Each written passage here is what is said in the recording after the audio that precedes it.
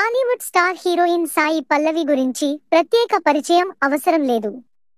ఇప్పటికే ఎన్నో సినిమాల్లో నటించి భారీ గుర్తింపు తెచ్చుకున్న ఈ బ్యూటీ ఇటీవల అమరన్ సినిమాతో బ్లాక్ బస్టర్ విజయాన్ని తన ఖాతాలోకి వేసుకుంది. ఇక ఈ సినిమా తర్వాత త్వరలోనే గ్లోబల్ స్టార్ రామ్ చరణ్ హీరోగా నటిస్తున్న గేమ్ చేంజర్ సినిమాతో ఆడియన్స్ ముందుకు రానుంది.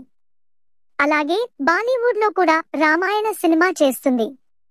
అయితే సాయి పల్లవి ఈ సినిమా కోసం తన చాలా అలవాట్లను మార్చుకుందని, ఈ సినిమాలో సీత పాత్ర పోషిస్తున్నందుకు ఆమె నాన్ వెజ్ మానేసిందని, పూర్తిగా వెజ్ మాత్రమే తింటుందని, అంతేకాదు ఇతర దేశాలకు వెళ్లేటప్పుడు కూడా తన చెఫ్ల బృందాన్ని తనతో తీసుకువెళుతుందని పెద్ద ఎత్తున వార్తలు వస్తున్నాయి. ఎన్ని రోజులు ఈ వార్తలపై స్పందించని సాయి పల్లవి తన సహనాన్ని కోల్పోయింది. ఎట్టకేలకు ఈ వార్తలకి చెక్ పెట్టింది. తాజాగా తన సోషల్ మీడియా వేదికగా ఇలా రాసుకొచ్చింది. చాలా సార్లు, దాదాపు ప్రతిసారి నేను నిరాధారమైన పుకార్లు, కల్పిత అబద్ధాలు, తప్పుడు ప్రకటనలు ఉద్దేశ్యంతో లేకుండా వ్యాప్తి చెందడాన్ని చూసినప్పుడల్లా మౌనంగా ఉండటానికి ప్రయత్నిస్తాను. కానీ ఇప్పుడు అస్సలు అలా ఊరుకోను.